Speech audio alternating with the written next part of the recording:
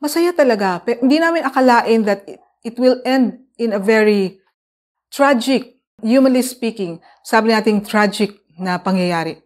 Kasi po, during the last night dapat ng dulos dun sa Zamboanga,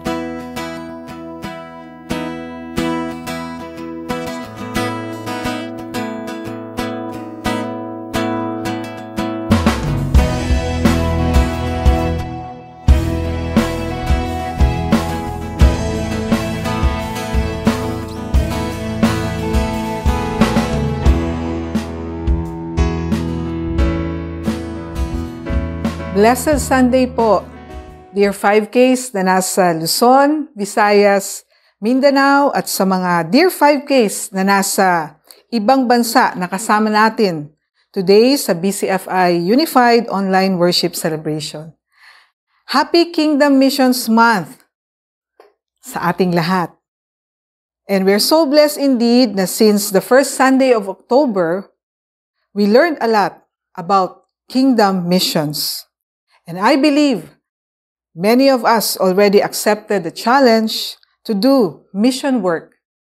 Like tinuturo sa atin, lalo na sa atin sa BCFI, yung mission work na locally, nationally, and even globally. Today po, I'm truly grateful to our King for granting me this wonderful time to share my kingdom missions testimony.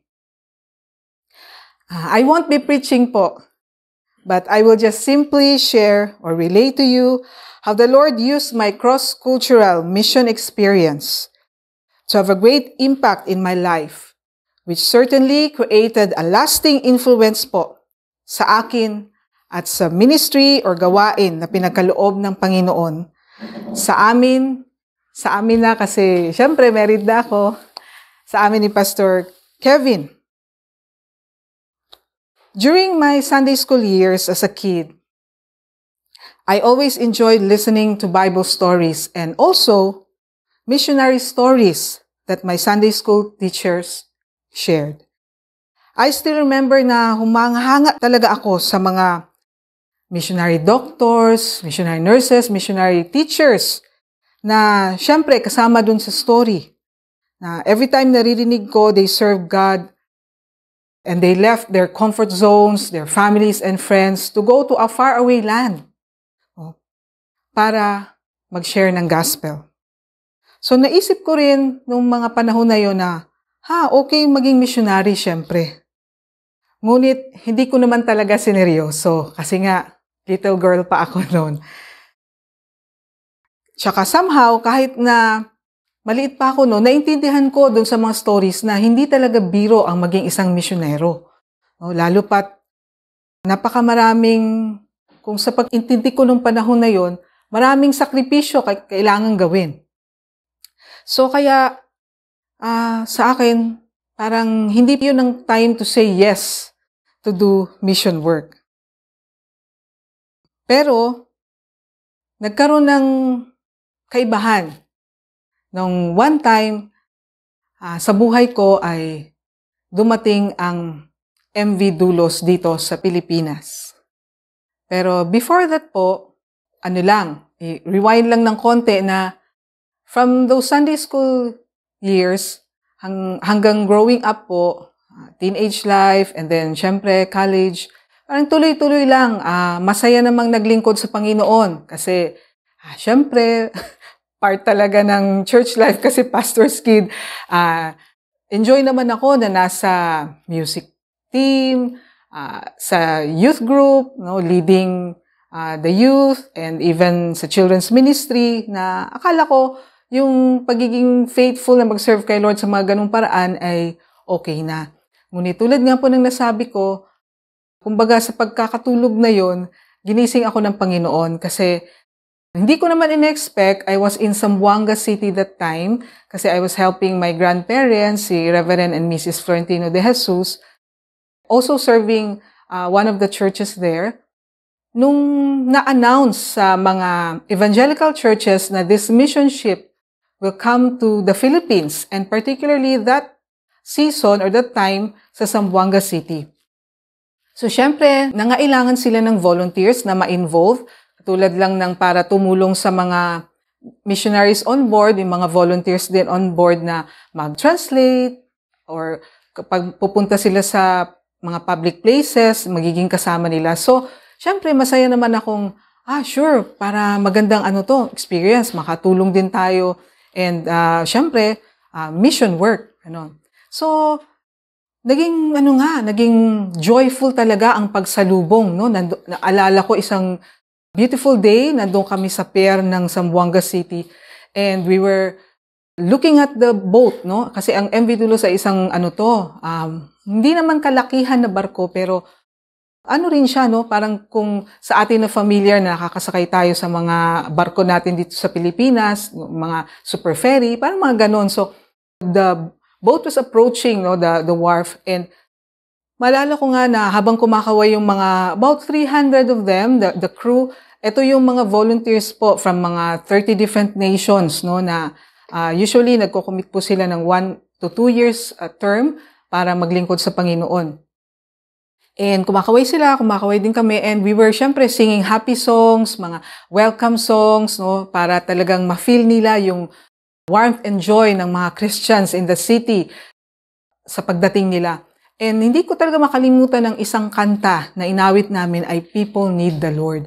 No, at yun bang lalo na yung may part na sabi doon, when will we realize that we must give our lives for people need the Lord? So, yun, dumating na, and ang saya-saya na nagkakilala yung mga Christians in the city and the pastors din, sa mga leaders din ng barko at yung mga missionaries. And tuloy-tuloy lang, as the days went by, pumunta sila sa mga iba't ibang public places like schools, palengke, sa daan, sa mga hospital, para mag-share ng gospel. And syempre, napaka-victorious, no? Napaka-victorious time na the word of God was spread in the city. And the love of Jesus, no? Lalo na kung syempre, aware naman siguro tayo na sa Zamboanga City, marami talaga ang mga Muslims, no? So, masaya kaming nakita na even Muslims were coming to the ship and interacting with the missionaries kasi syempre, sa panahon na yon, no? That was August 1991. Parang big thing na yon pag nakakita ka ng mga foreigners, di ba?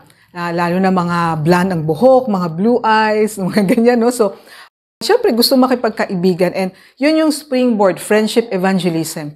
So, masaya talaga. Pero hindi namin akalain that it will end in a very tragic, kung humanly speaking, sabi natin tragic na pangyayari. Kasi po, during the last night dapat ng Dulos, dun sa Zamboanga, magkakaroon po sila ng tinatawag na International Night.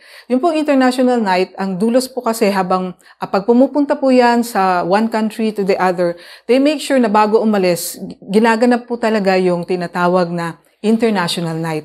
Yun po yung evangelistic campaign, yung pinakamalaki na nila na all out na talaga binubuhos nila doon. Although nag-evangelism din naman sila during the week or the days, like yung nabanggit ko kanina, hospital visits, school visits, prison, or pupunta sa marketplaces, ganon. Pero itong International Night, ito po yung panahon na invite nila yung mga local people.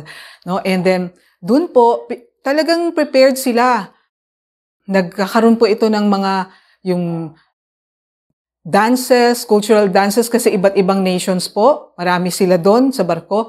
So yung mga, yun, parang showcase talaga. No? Matutuwa ka kasi makikita mo yung iba't ibang sayaw ng iba't ibang kultura, yung mga awit nila. Meron din pong syempre mga dramas, no? And mimes. And syempre, ang pinaka talagang sentro doon, yung salita ng Panginoon. So, natapos na nangyari yung mga sayaw, awit, panahon na for the message. And hindi lang akalain ng lahat na hinagisan po ng granada. And nung sumabog na, caught unaware ang mga taga-Dulos noon kasi nasa backstage sila habang nagpe-preach na yung assign nila na yung kanilang preacher ay dun sa backstage tinapon yung granada. And yung po kasi ang panahon na most of them were praying, close eyes, nakayuko. So talagang akala nila may ganun lumanding lang na bato. Pero all of a sudden, biglang malaking flash of light and mga bubog na yun. Tapos doon pa nila na-realize, ay granada pala kasi sugat-sugat na, mga ganun. So syempre nagpanic na yung crowd kasi nakita na lumabas may mga duga. Takbuhan na. And during that evening, siguro more than 40 plus people were badly injured. Yung iba nga kailangan ni airlift to Manila kasi hindi kaya ng facility or ng hospital sa Zamboanga to attend to yung talagang mga grabing mga sugat, mga shrapnels. And ang pinakamalungkot po ay, naalala ko ako ay prayed, Lord, huwag mo pong ipahintulot na may mamatay, di ba rin na masugatan. Ngunit, nung gabing yon talagang 2 buhay ang pinauwi na ng Panginoon sa kanyang glory. Maalala ko pa ang name nila. Nag-meet pa kami sa ship. Si Sofia from Sweden and si Karen from New Zealand. Young missionaries, they were just 19 years old nung time na yun. And because dito talaga yung injury nila, ay yung mga shrapnels, so sila talaga ang nakahagip ng marami. Namatay po sila. Kung maalala ko pa, may isa sa kanila crinimate na lang, pumayag na lang yung family para maiuwi pa rin kahit papano yung abo sa kanilang place. And doon ko na-remember habang nangyari yun, naging totoo yung awit na when will we realize that we must give our lives for people need the Lord. Yung 2 young missionaries na yon from a distant land, literally po, binigyan nila yung buhay nila because people in the Philippines, particularly the Muslims in Zamboanga, need the Lord. So, nung gabing yon nagkaroon ng turning point sa buhay ko, na-realize ko na ganun pala talaga ang pagsunod sa Panginoon. Yung hindi lang siya na akala natin okay na, nasa church, no, naglilingkod tayo, but yung obedience na to serve Him faithfully no matter what the cost may be. And so, nung gabing yon, I knelt before the Lord and made a commitment because I knew He was calling me to do cross-cultural missions. And praise the Lord that because of His goodness and grace in my life, na bigyan niya ako ng pagkakataon na maka-join sa MV Doulos. So, hindi agad-agad yun. Finally, the door was open for me nung na lang po, February of 1993. So, nag-sign po ako ng 2-year commitment, 93 to 1995. And it was there po, nasa 2 taon na yun, ang dami pong binago ng Panginoon sa buhay ko. Nung nandun ako sa barko, na-realize ko na hindi lang pala yung excitement ko na gagawa ng evangelism work sa iba't ibang parte ng mundo, pero yung mismong kasama ko doon sa barko ay napakalaking adjustment. Kasi nga po, iba-ibang kultura, iba-ibang countries. Tapos even yung hindi mo expect na, kasi syempre Christians naman kami lahat, pero andun din yung mga bagong Christians pa, no? Baby Christians. So, na-appreciate ko yung sinabi ng isang kuya na Pinoy na kasama ko nung lumipad kami to India to join the Doulos there kasi nandun siya nung time na ako ay na-accept na to be one of their volunteers. Ang sabi niya, Faye, payo ko lang sa'yo sa pag punta natin sa Doulos, huwag kang tumingin sa tao. Fix your eyes on Jesus. And nakatulong talaga yon kasi kung may panahon na minsan natatanong ko na, bakit ganito siya? Ganyan, no? Pero yes, Lord, I'm here for you. And ang paglilingkod ko sa inyo ay hindi naman nakabase kung sino ang kasama ko dito sa barko. So, praise God na sa panahon na yon in 2 years ay nabiyaan ako na makapunta sa 20 countries, no, in like 4 continents of the world na hindi ko talaga expect po. Nung nag-yes po ako, sabi ko, Lord, kahit isang nation lang yan, basta di ba makapaglingkod ako sa inyo, ma-share ko yung pagmamahal mo sa mga taong mapupuntahan. Pero ang bilis pala ng panahon and minsan ang hirap din kasi yun nga meron kang tinatawag na language barrier, but nagpapasalamat lang ako na involved ako, na train din ako sa drama team. So those times na hindi kami makapagsalita, we use mimes, no, and our actions to share the love of Jesus. And tunay nga po nakaka-create ng bridge at yun nga, no, sabi, love in any language. Basta't naramdaman nila yung pagmamahal ng Diyos, no, yun na yung nagbubukas ang kanilang puso para tanggapin din siya. And although may mga parts din, especially parts of Europe, na mga tao ay ayaw nilang tumanggap, no, about pagka sinabi mo, pwede bang can you spare your time? Sabihin namin para lang 2 minutes, no, mag-share ng gospel. Oh, too busy. So may mga karanasan po ako na sa street, namigay kami ng gospel tract, talagang pupunitin sa harap mo, no? Papakita nila yung kanilang disgust or talagang ayaw nila, no, pag-usapan si Jesus. Naranasan ko rin naman, pumunta kami sa mga bahay-bahay, door to door, para lang kung gusto nila na mag-offer kami ng prayer or magbigay kami ng gospel tract. Yung isa, binuksan nga, pero talagang nung malaman na nakita niya, magbibigay ito ng gospel tract, slap, parang sa mukha mo. Pero parang sabi mo, ang ano naman nila, para na nga ito sa kanila, di ba nila, parang tinatapon nila yung greatest hope at pinaka-good news na kanilang matatanggap. Pero again, na-realize ko na hindi naman namin trabaho ang baguhin ang puso nila. It's the Holy Spirit's work, so all we have to do is obey and do our part. So, hindi po naging madali, but I'm looking back, 30 years ago na po yun. I'm praising the Lord na yung experience ko po sa barko ay hanggang ngayon po, buhay na buhay pa po sa akin. At part po na aking life kung ano yung paglilingkod ko sa Panginoon ngayon ay it's because of that experience na kahit no matter how ordinary you are, kasi doon po sa barko nakita ko iba't ibang level lang kami or no, iba't ibang pinanggalingan, but indeed the Lord uses ordinary people. Basta't magpagamit lang po tayo sa Kanya.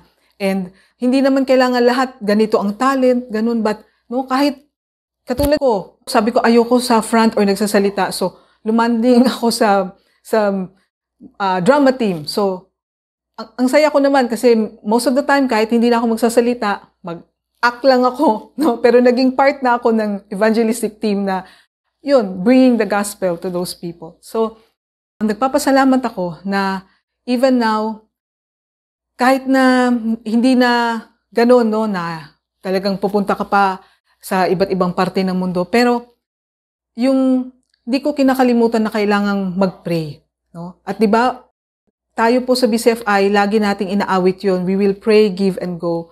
We will speed the kingdom gospel light. So, lahat po tayo pwedeng mag-pray. Yun po talaga ang gusto kong ipa-remind sa atin ngayon na wag po tayo magrason na, sis, hindi na posible sa sitwasyon ko na tulad mo, mag-guest ako para mag-volunteer ako para sa cross-cultural missions, ganun. But lahat po tayo, kahit nandito lang tayo sa ating, nakaupo lang po tayo sa bahay, pwede po tayo mag-pray. Sabi nga po ng salita ng Panginoon in Matthew 9, verses 37 and 38. Then he said to his disciples, the harvest is plentiful, but the workers are few. Ask the Lord of the harvest, therefore, to send out workers into his harvest field. So yun po, wag na po natin isipin, ano ba ipag-pray? Hindi naman ako familiar sa mga country na yun. Mag-umpisa po tayo sa prayer na to, simply asking the Lord of the harvest to send out workers to the mission field. Kasi napakarami pa po. Kung tingnan nga po natin, diba? Ito, ang dami. Itong flags na to ay hindi lang po ito, ang ganda, ang cute o makulay.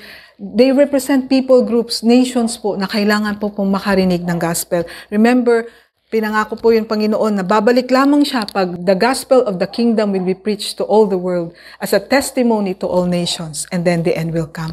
So, when we look at the map po, no, let's pray to the Lord of the harvest to send out workers into the harvest field. And then also, we can give. Lahat po tayo. No? Kasi doon sa pray, give, and go, sa go, talagang selected lang. Few ang makakapunta. Pero yung praying and giving po, lahat po tayo can do our part. Even the young people, no, lalo na, siguro, stay home lang naman tayo.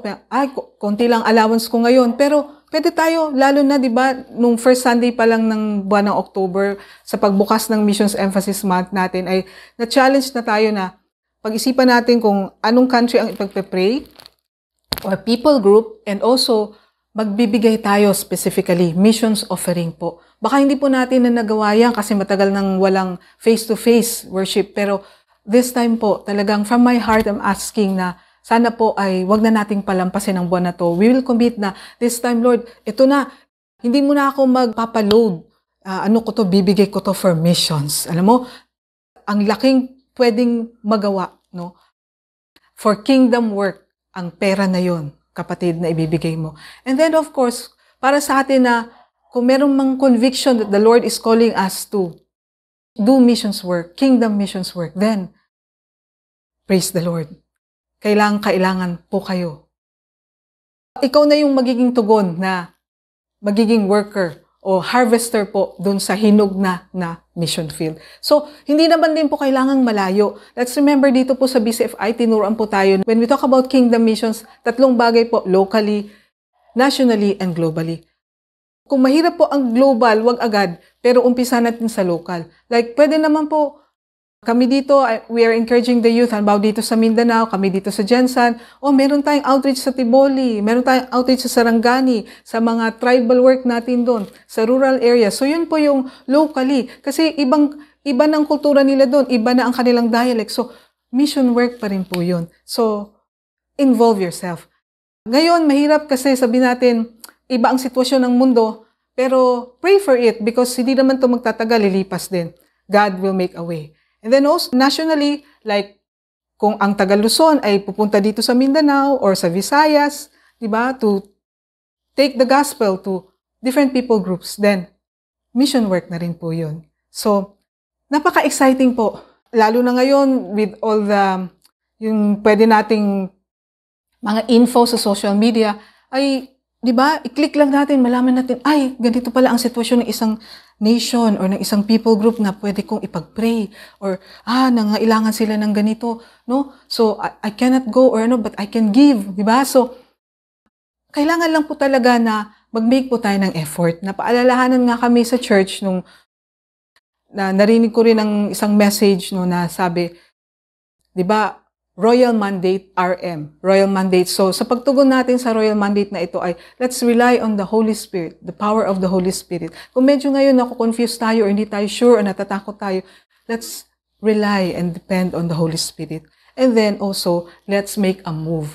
No, let's step out of our comfort zone and make a move. Yung hindi naman move na kailangan nating pumunta sa malayo o sa abroad, but even, di ba, naalala niyo po yung awit ni, nung famous song about missions, across the street or around the world, the mission is still the same. So, taking the gospel of the kingdom of God to your neighbor, yun po ay mission work na. So, let's make a move. No? Or maybe, tip of your fingers lang po, kailangan mo lang paalalahanan yung isa mong kaibigan na Jesus loves him or her. Diba? Di ka pumunta pero nakipag-usap ka lang, nakipag-chat ka. So, that's also a move. No, that we are doing evangelism, no, advancing the kingdom of God, no, kahit sa medyo sitwasyon natin na sinasabing ang hindi normal, pero hindi yun rason na hindi tayo, we cannot answer the call for mission. So, praise the Lord that we can all obey this royal mandate and joyfully together, no, mangyayari na yung one day. Doon na lang malalaman in heaven, in God's kingdom na ang isang tribo ay na-save because you made a difference. Maybe you prayed, you gave, and even talagang nag-go ka para ma-reach out sila for the Lord and for His kingdom.